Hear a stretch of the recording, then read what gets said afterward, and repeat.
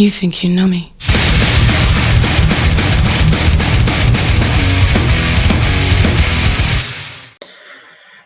Buenas, mi gente bonita de La Cancha Nostra, el podcast, capítulo número 3. Andamos on fire, no paramos. Insistir, van a decir, nada más lo haces para vender tu producto. No, si los temas de las semanas pasadas estuvieron interesantes, los temas que vamos a platicar el día de hoy con Gustavo García y con Alan Chávez van a estar de rechupete. Y pues los saludo rápidamente para que nos digan su sentir en estos momentos. Gustavo, ¿cómo andas? Bien, vos, hola, ¿qué tal? Gracias por estar en este tercer episodio con nosotros, se los agradezco. Y créanme, los temas de esta edición, de este episodio 3, les van a agradar, ténganlo por seguro. Asegurado, lo ha dejado Gustavo García, créanle, es un nombre de fiar. Y Alan Chávez, ¿qué onda? ¿Cómo andas? Hola, estamos muy bien, digo, no con tanto frío como Gustavo, pero igual con un poquito. Van a ser temas interesantes, vamos a tratar el fútbol y un poquito de la lucha libre bajo el pretexto de lo que sucede con la violencia, con el sentido de pertenencia, con el regresar a las raíces para tener éxito en el mundo del espectáculo dentro del deporte como tal. Va a ser una noche interesante. Que viva el show, hermano, de eso se trata el mundo de la lucha libre. Pero primero, vamos a iniciar de una buena vez. Este es el capítulo 303 de La Cancha Nostra, el podcast. El primer tema es un tema delicado, un tema que es digno de tratar por todo lo que conlleva la violencia en general en nuestro país y más específico la violencia hacia la mujer, que ha sido un problema muy, muy grave en la nación mexicana y en muchas otras partes del mundo. Por si no sabían, hace un par de semanas se dio la noticia, ¿no? Y fue el revuelo de que en redes sociodigitales un personaje, ¿no? A través de una cuenta hizo amenazas serias, amenazas de muerte, amenazas hacia la familia de dos jugadoras de América Femenil, Hanna Gutiérrez y Selene Valera. Este asunto fue muy, muy relevante porque pues lo puso en los medios a nivel nacional. No hay, ahorita lo vamos a platicar un poco más. El punto es que pues recibieron amenazas, insistir, graves, amenazas que hicieron que el Club América pusiera seguridad, reforzar la seguridad del equipo femenil. Se sabe que Leo Cuellar, el técnico, dijo que la institución americanista pues las ayudó para ver cómo solventar este tipo de circunstancias. Y me gustaría poner algo sobre la mesa. Considero que como comunicadores, como periodistas, exfutbolistas, lo he escuchado mucho, de directivos, gente de fútbol en general, propagan esta idea de que la futbolista en este caso tiene que aguantar absolutamente todo lo que les digan y hagan, ¿no? En una cancha de fútbol, en el estadio. Es decir, que tienen que aguantar cualquier tipo de insultos, que tienen que aguantar cualquier tipo de amenazas. Y eso lastimosamente se traslada a lo que hoy conocemos como las redes sociodigitales y esta idea de que yo puedo expresarme como yo quiera. ¿Por qué? Porque pagué un boleto. Puedo expresarme contra quien yo quiera. ¿Por qué? Porque yo tengo el derecho de hacerlo, etcétera, etcétera. Esa es mi perspectiva de lo que hemos hecho a lo largo de los años en el ámbito futbolístico y en este caso se refleja, insistir, con este tipo que dijo que sabía dónde vivían sus papás, dónde vivía su familia, que a qué hora se entrenaba, que en Mazatlán no era bien recibida. Pero para seguir con un poco más de información, le voy a dar la palabra a Gustavo. Gustavo, ¿quiénes son estas dos jugadoras del fútbol, perdón, de la institución americanista del fútbol femenil?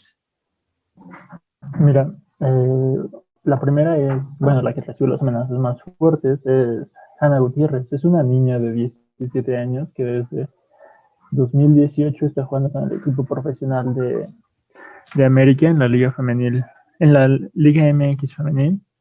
Y bueno, ella fue la de los mensajes de las cuentas falsas, alegando que estaban en Mazatlán, que la iban a, bueno, la amenazaban con armas de fuego, cosas de ese estilo. Y la otra es Selene Valera. O sea, entiendo que se les puede criticar su funcionamiento dentro del campo de juego, pero no se les puede amenazar de muerte. O sea, entiendo que ese tipo de violencia está muy normalizada en el fútbol mundial, y se le dice que es por el aguante de los aficionados, o sea, sí, el aguante de la barra, todo eso, pero en un país tan violento como México, que uno de los escapes, que es el deporte, que es el fútbol, se normalicen este tipo de violencias, creo que es contraproducente y problematiza más con todas las situaciones que se están dando en este momento en México. Mira, entiendo que fue en el juego de Mazatlán contra América, en Mazatlán, y el gol que les hacen al América es del lado de Hanna Gutiérrez y de Selene Valera. O sea, eso sí, se les puede criticar que defendieron mal, que no hicieron la cobertura que tenían que hacer, lo que sea. Pero no por un error, por un gol vas a querer matar a una persona. O sea, tenemos el caso más grave, creo yo, el del colombiano del Mundial de 1994, Andrés Escobar, que después de cometer un autogol regresó a Colombia y lo mataron. Pero eso ya raya en lo absurdo. No le veo sentido hacer ese tipo de amenazas ni nada. Simplemente es un deporte. Y eso lo tenemos muy claro con lo que dice Maribel Domínguez, la entrenadora de la selección mexicana de fútbol sub-20. La gente debe concientizarse, o sea, tener en cuenta que todos los deportistas son personas y que tienen un objetivo. En este caso, son mujeres con un objetivo de trabajo. Y el objetivo de trabajo es ser campeón. Pero no es correcto recibir amenazas de muerte si no haces bien tu trabajo. En ningún contexto. Sí, lo que tú mencionabas del futbolista colombiano raya en lo irreal, ¿no? Inclusive, lo dijiste bien, en un país que diario, ¿no? Se lleva con eso y que en este pretexto, que para mí es un pretexto del aguante, ¿no? De no, los jugadores tienen que aguantar porque nosotros somos la afición y les damos de comer, etcétera, etcétera. No sabemos y conocemos muchos de esos discursos, pero esos discursos, lo platicaba en la introducción, trastocan otros ámbitos de nuestra vida real, de nuestra sociedad, de la gente que nos rodea, que en este caso, pues la gente que nos rodea también es la gente que va a los estadios y que se mata por sus equipos. Y Alan, ¿tú qué podrías hablar sobre esa situación de que el fútbol y de este tipo de mensajes trastocan más allá? Sí, ustedes saben que todo lo que se analiza, se investiga, se estudia, se tiene que hacer bajo ciertos contextos. Cómo se está viviendo el momento exacto en el que pasa tal situación. Tú mencionabas, Gustavo, el normalizar la violencia dentro del deporte. Tú fuiste mucho más tajante, vos. Es normalizar la violencia en la cultura de la violencia, la cultura de la violación, sobre todo en México en relación a las mujeres. Ese es un tema bien interesante que no solo se ha visto en estos casos deportivos. Digo, no tenemos que irnos muy lejos. En el 2019, a finales, hubo una batalla de freestyle. Digo, me voy a salir un poquito del concepto del deporte para hablar del contexto de lo que es la cultura de la violación. Una batalla de freestyle con Raptor, que fue curiosamente el último ganador de la batalla de Red Bull, es mexicano. Y bueno, él tuvo una batalla con Sara Socas, que hablaban justamente de esto. Es extraño que haya freestylers mujeres que sean sumamente reconocidas y la española es una de ellas. Entonces, de una u otra forma, la batalla llegó a temas que trastocaron un poquito porque fueron bastante crueles, bastante fuertes, que es de la cultura de la violación.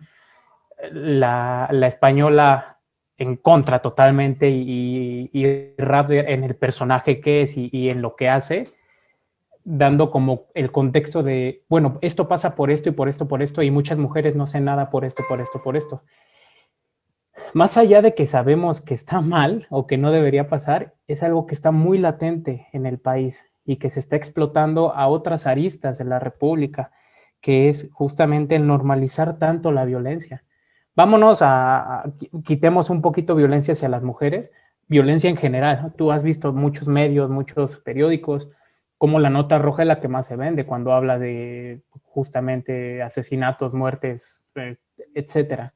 Y que pase esto en el fútbol mexicano femenil, en el fútbol mexicano femenil que es representado por el equipo más grande que es el América, y que además están atacando, sí, a dos chicas, pero que una de ellas tiene 17 años, te pones a pensar un poquito en la situación que está pasando. Digo, tú también mencionabas, Gus, lo de Colombia.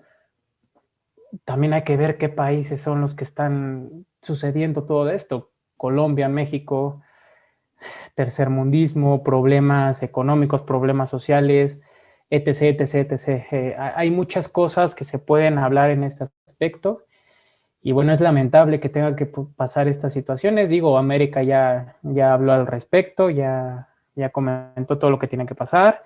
Uno de los chicos que amenazaron dijo que le habían hackeado su cuenta, una cosa totalmente estúpida. Pero bueno, es algo que lamentablemente creo yo no va a ser la última vez. Y creo que también nosotros como medios o como personas que hablamos de esto tenemos cierta responsabilidad, porque estoy seguro que esta no es la primera vez que pasa, pero claramente se hizo muy grande por ser América y por ser una chica menor de edad. Imagínate cuántas mujeres también han de haber pasado por esto semanas, meses anteriores, futbolistas mexicanas. Y creo que también es un poquito de nuestra responsabilidad que si se llega a dar algo parecido, atacar a las personas que son responsables de esto.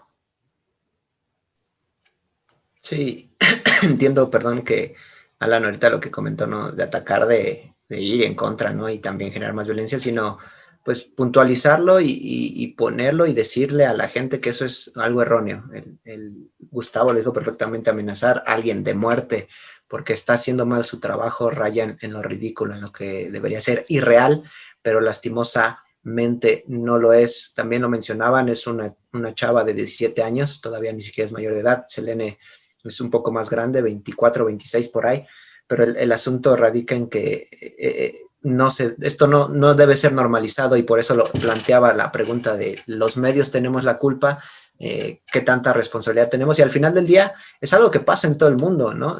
Se manifiesta inclusive con racismo en Europa. Un caso muy conocido fue lo de Eric Cantona, uno de los únicos o pocos jugadores que hemos visto reaccionar de manera violenta hace muchos, muchos años, ¿no? Jugando, si no me equivoco, para el Manchester United, que sí fue y realmente después de recibir toda esa serie de insultos fue y le pegó al aficionado. Insistir, no estaba diciendo, el futbolista también tiene que hacer lo mismo, los medios tenemos que hacer lo mismo, no, sino que realmente puntualizar y decir que esto está mal y al final pues aquí ya van a involucrarse las autoridades pertinentes, ¿no? Para hacer la investigación de quién hizo esto y llevarlo hasta las últimas consecuencias y como dijeron, en este caso una de las tareas, no de los medios solamente, ¿no? Sino también de las personas que nos escuchan, los oyentes, los que nos están viendo en YouTube, poner sobre la mesa y puntualizarlo y también apoyar en este caso a las futbolistas que están recibiendo este tipo de situaciones, no solo a las futbolistas, sino a todas las personas que sufran de esto, porque inclusive Paola Espinosa, ¿no? Clavadista olímpica, dijo que vivió algo parecido, que recibió amenazas a una medallista olímpica, ¿no? Imagínense de qué estamos hablando, pero no sé si quieran agregar algo más para concluir. Gustavo, Alan. Yo creo que principalmente nosotros, bueno, las personas que se encargan de comunicar los sucesos deportivos para el fácil entendimiento de las demás personas, estamos en esa posición de no seguir transmitiendo mensajes de violencia. O sea, no puede decir diciendo por la vida, no, qué pésima actuación de tal jugador, tal jugadora, merece estar muerto, no sé. Son cosas que me imagino en narraciones sensacionalistas, ¿sabes? Cuando un jugador falla una opción clara de gol, dicen, no, debería estar muerto, o sea, cosas de ese estilo. En ningún escenario es correcto decir eso. Y sí, mucho menos seguir propagando esos comentarios. Tenemos nosotros mucha responsabilidad al momento de hablar frente a una cámara, al momento de escribir en un portal, al momento de cualquier cosa de ese tipo, tenemos mucha responsabilidad. Digo, tú ahorita me ayudaste vos en el sentido cuando dije atacar. Claramente no me refería a literalmente atacar, tú lo mencionaste bien. Y son esos errores puntuales los que tenemos que evitar, no tratar de evitar, tenemos que evitar porque es una responsabilidad que nosotros tenemos. Y tú lo acabas de decir muy bien, Gus, las personas o los narradores que de una u otra forma bromean con es que no puede ser, te vas a morir si te equivocas o te vas a morir cuando veas lo que pasó, etc, etc. Ese tipo de cosillas parecen bastante X, pero son justamente las que han normalizado a la sociedad en pensar en todo esto. Y a mí me preocupa muchísimo que haya sido una menor de edad, como lo es Hanna Gutiérrez, que si bien sí ha tenido algunos desajustes como futbolista, es muy válido que la critiquen en eso, ¿no? Es muy válido que le digan cosas negativas tal vez en su funcionamiento dentro del terreno de juego, pero de ahí a irte más a un tema personal, aunque sea por juego, como pudieron haber dicho estas personas,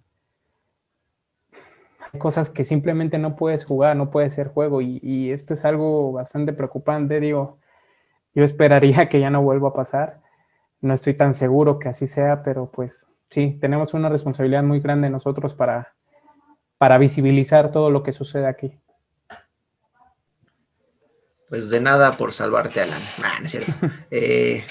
Temas, insistir, que deben de estar en la agenda mediática, en las pláticas de ustedes, y no me hablo de que todos los días queremos que haya violencia, sino que pues para erradicar precisamente este tipo de mensajes.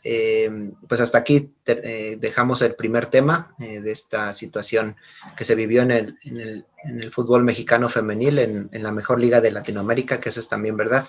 Y pues pasamos al punto número 2. Gustavo, ¿qué nos tienes para seguir la plática?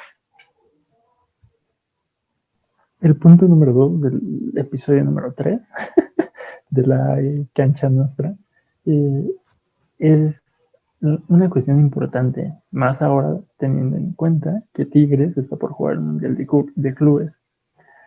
México, bueno, no México, porque no representan a México. Un equipo mexicano podría ganar la Libertadores, está en condiciones de... Tigres fue el último en llegar a una final contra River Plate y perder de manera triste. Entonces, no creo que suceda. O sea, hay muchos factores en cuenta. O sea, México tendría que regresar a la competición, acomodar el calendario, shalala, shalala, shalala. Eso es en lo esencial. Pero en cuestiones de ganar la Copa, lo entiendo. Tenemos este tema salió porque escuchamos la entrevista de Patricio Hernández, un exjugador de River Plate en Argentina, de Cruz Azul en México, y digamos que el señor tiene la madera para decir lo que dijo, que ningún equipo mexicano puede ganarla, porque él ganó la Copa Libertadores con River Plate en 1986 y fue el mejor jugador de la primera división en México con Cruz Azul. Entonces, imagínense, tiene con qué poder estar hablando, pero el problema radica en la mentalidad de los equipos mexicanos. Les falta ese último paso. Lo vimos con Tigres, lo vimos con todos. O sea, con Monterrey jugando contra el Liverpool, sí le dan un muy buen partido, pero al final algo falta. Y eso es a lo que se refiere Patricio Hernández, ¿o no vos? Sí, siguiendo con el asunto, él habla de su experiencia en México a finales de los 80s, principios de los 90s, y en la plática de MX Sudamérica, si la quieren ir a ver, entrevista a Patricia Hernández en YouTube, MX Sudamérica.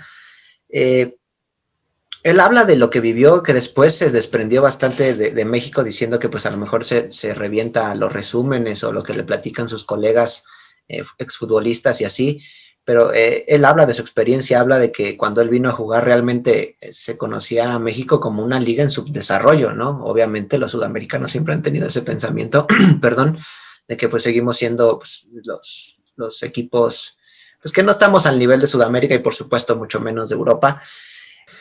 Él mencionaba que no es lo mismo, por supuesto, jugar en México, no somos merecedores de ellos, básicamente, pero él hablaba que perder, por ejemplo, en Brasil, en Argentina, es cosa muy grave, ¿no? Y lo vemos también con esta parte de las exigencias de los hinchas. Y aquí en México dice que están muy cómodos, que jugamos de manera light. Y el deportista mexicano es así, él hacía la pregunta y decía, no, el boxeador, el que va a los Juegos Olímpicos, ¿no? En cualquiera de las otras disciplinas va y juega a tope, se exige a tope. Y aquí está el meollo del asunto, que bien lo planteabas tú, mi estimado Gustavo. Hoy dicen los futbolistas mexicanos, insisto, porque la experiencia de Pato Hernández fue 80s, 90s, hoy los futbolistas mexicanos dicen que ya hay un cambio de mentalidad, que no son mediocres. Hemos visto que muchos chavos inclusive prefieren no terminar su etapa de formación e irse a Europa. Entonces, ¿quién está equivocado? ¿Está equivocado Patricio Hernández porque se quedó con su análisis de hace unas décadas?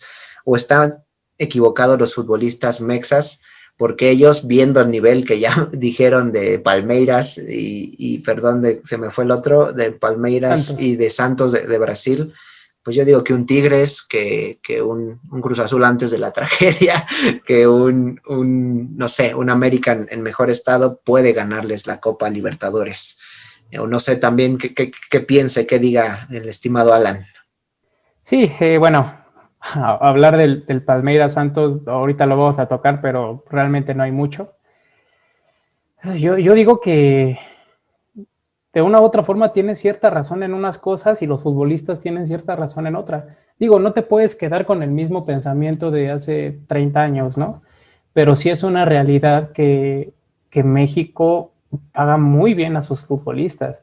Digo, el futbolista que más gana en México es Guiñac, con arriba de 4,5 millones de dólares anuales. Es un muy buen dinero, sobre todo para la media que se gana aquí en México, y es un dinero exorbitante para la media que se gana en Sudamérica. Eso es una realidad.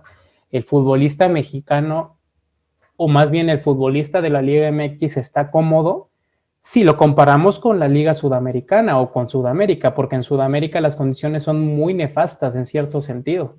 Y es por eso que las condiciones son tan lamentables en muchas cosas que muchas personas, muchas de las sociedades, coloca al fútbol como su verdadero ente, su aspiración totalmente importante. Digo, Tevez, que ahorita también lo vamos a mencionar, muchas veces ha dicho que él ha tenido que mantener a 40 personas de su familia por el fútbol, que porque él vivía en etapas prácticamente, si no de calle, muy miserables cuando era niño. Vivir en Sudamérica es un tema muy delicado y claramente si lo comparamos con el fútbol en cuanto a Sudamérica, en cuanto a México, sí hay una diferencia notoria. Ahora, si nos vamos por la pasión, yo creo que también guarda mucha relación eso, la pasión con el dinero que ganas. Al no recibir una cantidad tan exorbitante como recibes en México, quieres relucir que eres el mejor. Y no necesariamente para irte a Europa, sino para mejorar tus condiciones en ese momento. Claro, si es Europa, pues a todo dar, ¿no? Pero ahorita está el fútbol mexicano y recientemente está también llegando mucho el fútbol de la MLS. Digo, tú conocerás muy bien vos que hace unos 2 o 3 meses tu pastor Almeida mencionó que México le da de comer a Sudamérica y lo decía en el sentido económico y no lo decía a desmeritar o minimizar a Argentina o a Brasil, Colombia, etcétera, sino porque es una realidad que para empezar en México se paga muchas veces en dólares y esa es una diferencia bastante notoria. Entonces, sí, yo creo que el futbolista está cómodo. Si tuviera que decantarme por alguna de las dos cosas que me preguntaste, de si el futbolista está cómodo o si realmente empieza a tener un cambio de mentalidad, me iría por la primera, porque el cambio de mentalidad no es como que lo tengas 2 días, 3 días y al siguiente te bajas. Para tener un cambio de mentalidad tienes que tener una constancia para que ésta se pueda acrecentar y profundizar. Y hasta que México no tenga esa constancia, no creo que haya un cambio de mentalidad completo. Entonces, sí, yo me voy con lo que dijo el exfutbolista. Creo que el futbolista en México está cómodo. Y bueno, en esta edición del Mundial de Clubes, yo creo que Tigres, aunque no represente a México, pero representa a la CONCACAF, creo que tiene una buena oportunidad de hacer algo, de poder llegar a la final contra el Bayern Múnich. Véanlo, ¿qué fue la final de la Libertadores? Un partido que se resolvió en el tiempo extra, al 99, al 90, o sea, con gol al 99. Algo aburrido, o sea, de verdad parecía que estaba viendo un Morelia, bueno, Morelia ya no existe, perdónenme. Eh, Parecía que estaba viendo un Mazatlán contra Tigres, y en Mazatlán, con Tigres echado para atrás, defendiendo, aguantando, cansando al rival. Así se vio la final de la Libertadores. ¿Qué fue de esa final en Madrid en la que Boca Juniors y River Plate jugaron a grandes cosas. De verdad, con el desempeño mostrado por estos dos equipos brasileños, yo creo que Tigres podría hacer algo en el Mundial de Clubes.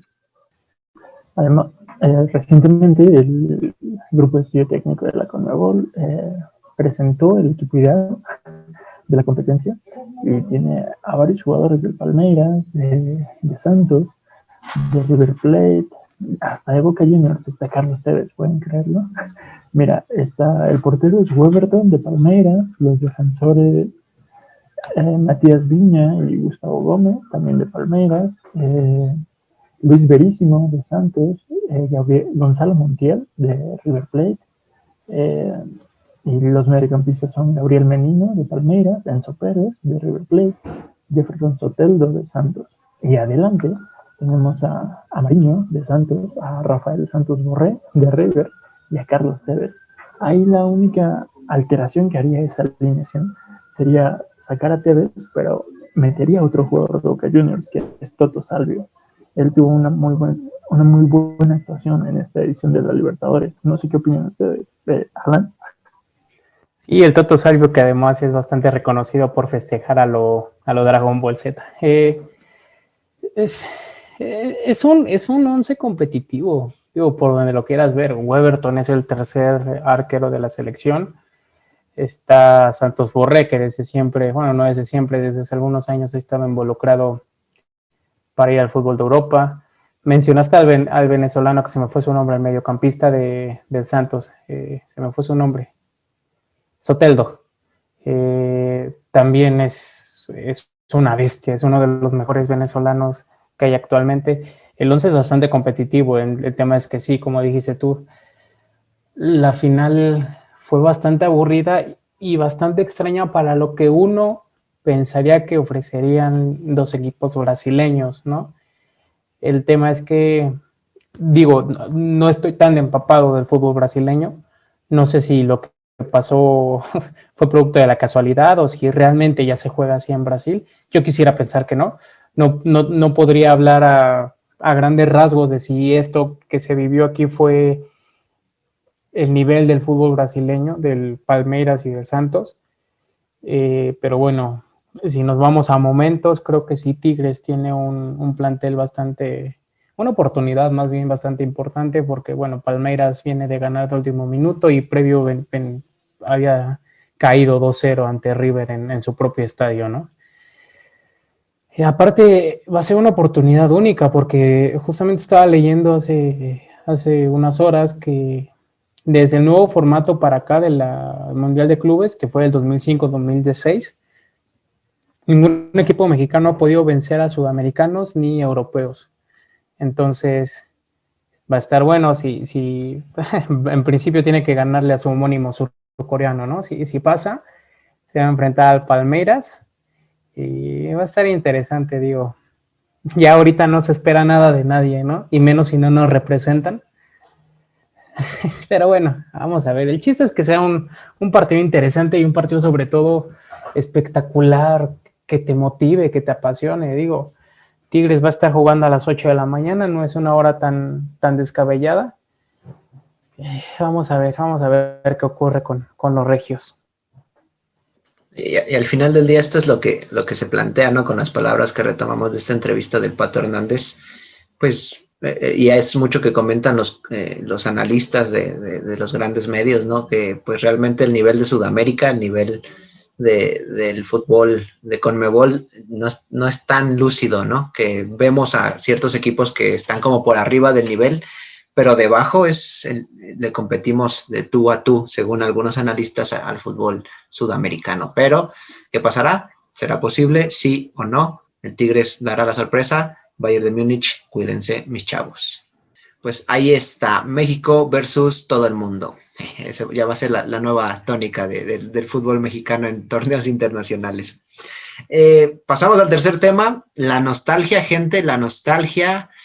Figuras icónicas de nuestras infancias van a aparecer y van a entrar en la boca de Alan, de Gustavo, y en la mía para compartírselas a ustedes. Alan, ¿de qué se trata el asunto? Sí, pues es el Royal Rumble, es uno de los eventos más importantes de la WWE, quitando obviamente WrestleMania. ¿Qué es este evento?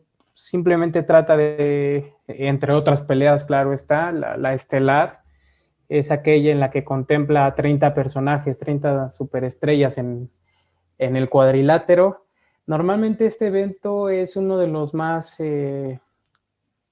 por decirlo así, del gusto del público de la WWE, porque tiende a generar algunas sorpresas, algunas cosas inéditas en el tema de los luchadores que van entrando, porque no siempre, bueno, prácticamente nunca los 30 que entran son precisamente de la empresa o están de manera activa en la empresa. El ganador fue Edge, como ustedes lo saben, pero más allá de que haya sido él el ganador por su faceta luchística en este momento, es esto de regresar a sus raíces del 2000, 2005, 2010, de traer este sentido nostálgico de vamos a mantener en la cima a quien estuvo en la cima hace 10 años.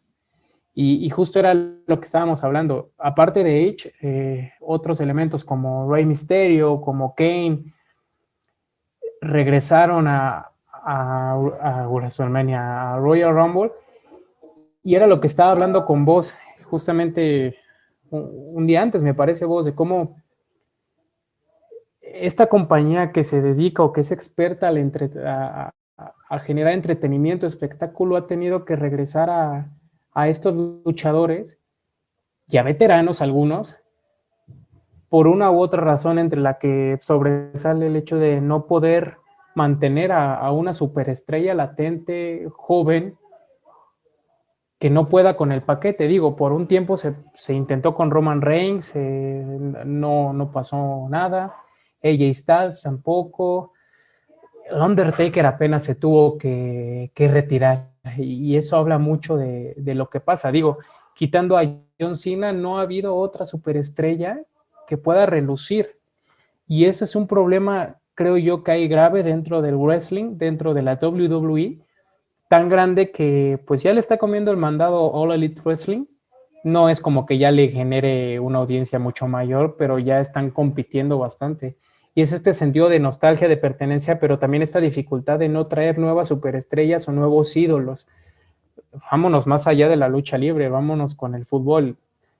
Lionel Messi y Cristiano Ronaldo con 33 y 36 años siguen siendo los mejores, ¿no? Y ya están a un paso de retirarse.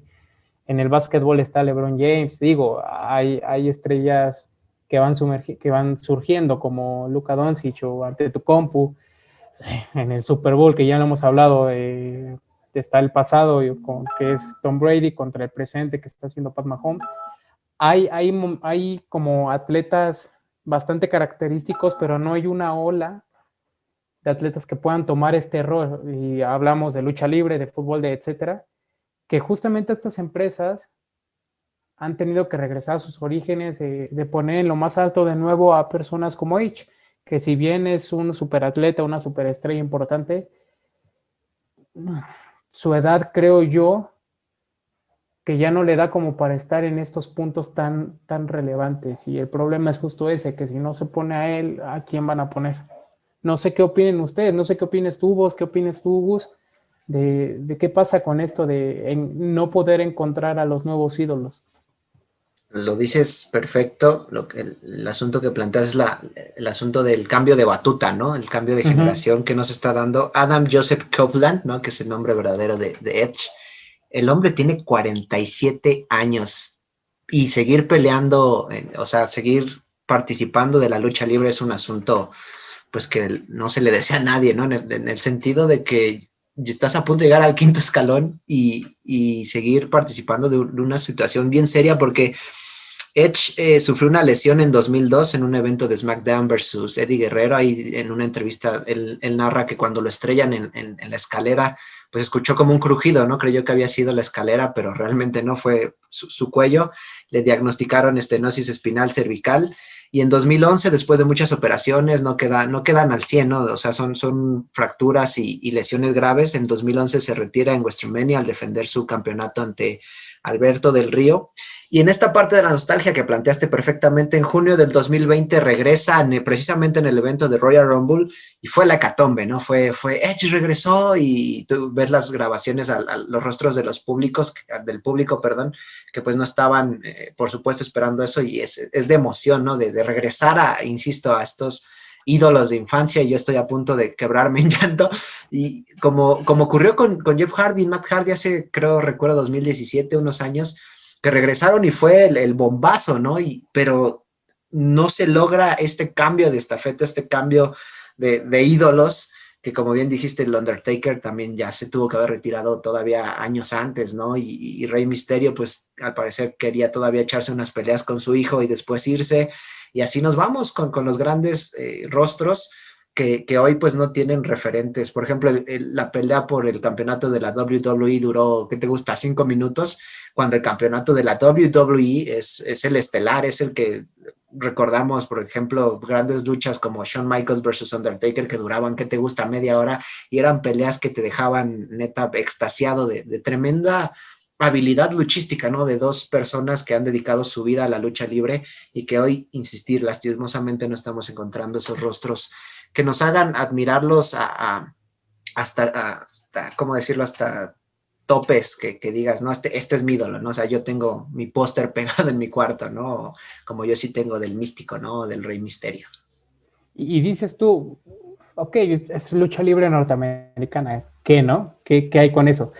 Vámonos a la mexicana, los máximos ídolos siguen siendo L.A. Park, Dr. Wagner y Blue Demon Jr., personas que ya pasan los 50 años de edad. ¿Quiénes vienen abajo? Ese es el tema.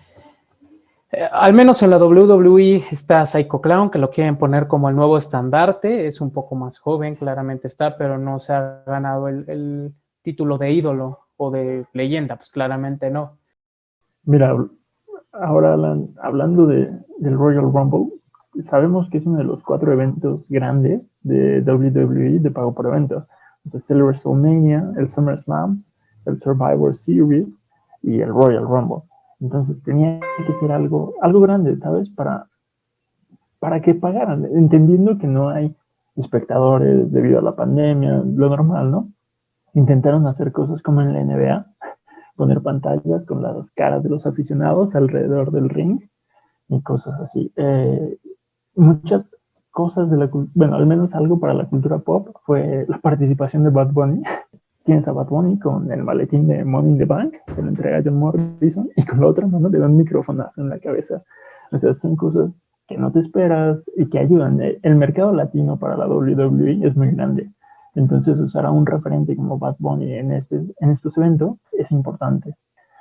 Además, hablando de que Edge ya es un peleador bastante viejo y todo eso, creo que es alguien que debería dedicarse a la actuación.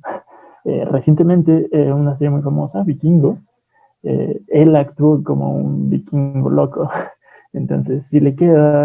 La lucha libre siempre tiene un guión y te permite la improvisación, pero ya sabes cómo va a terminar la lucha. Entonces, la actuación sería un paso muy bueno para Adam Copeland. En Vikingos lo hizo bien.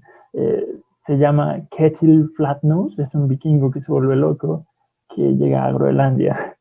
Y lo ves y es la misma expresión con los ojos desorbitados cuando atacó a Randy Orton al final con una lanza, su específica lanza, su movimiento final. Y lo puedes ver así peleando con una lanza, ensangrentado, luchando por una ballena. O sea, imagínate. Tiene mucha versatilidad, entonces puede hacer muchas cosas Edge si es que su carrera está acabada a los 47 años. También hay que recordar que él ya es parte del Salón de la Fama de la WWE. Ingresado en el 2012, siendo el luchador más joven en conseguir dicho hito.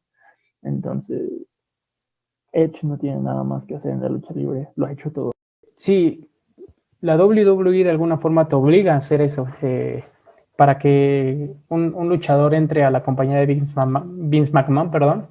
En primera tiene que tener un físico envidiable, en segunda tiene que tener un manejo del inglés considerable, un manejo del micrófono muy bueno y ser un personaje. Es por eso que elementos como Sin Cara, Místico, Carístico, Místesis, no pudo sobresalir, porque el chaval no manejaba el inglés y por lo tanto no podía crear un personaje fuera de la máscara. Lo que sucede con Edge puede ser punto de partida como lo que sucedió con Dwayne Johnson, con John Cena, con Big Show incluso, que tiene una serie ahí en Netflix. Podría ser, aparte con esa edad que tiene, sí es complicado que siga, al menos que siga de manera totalmente activa en la lucha libre, ¿no? Ese es el tema.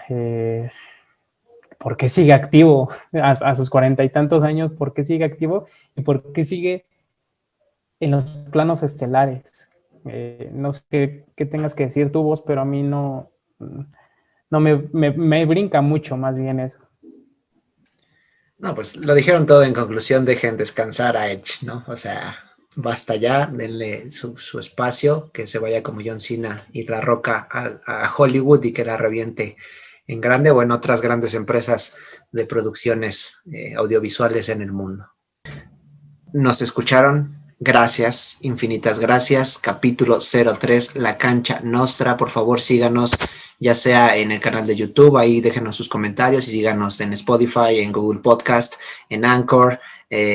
La Cancha Nostra, el podcast, lo estamos haciendo con mucho cariño. Si a veces escuchan ciertas circunstancias es por las limitaciones tecnológicas, pero seguiremos trabajando para mejorar. Alan, ¿qué quieres decir para irnos de este capítulo? Pues muchas gracias por estar con nosotros otra semanita más. Prometemos que todos estos problemillas que tú mencionas se van a ir disminuyendo poco a poco. Y bueno, a seguir teniendo como pretexto el deporte para hablar de otras circunstancias. Y bueno, muchas gracias por estar con nosotros. Gus, adelante. Agradezco que hayan escuchado completo el tercer episodio de La Cancha Nostra, que sus temas hayan sido de su agrado y esperamos que para la próxima edición les agraden aún más los temas. Entonces, sin nada más que agregar, síganos, Alan Chávez, Gustavo García, Pablo Voz en los micrófonos. Nos vemos la que sigue. Chao, chao.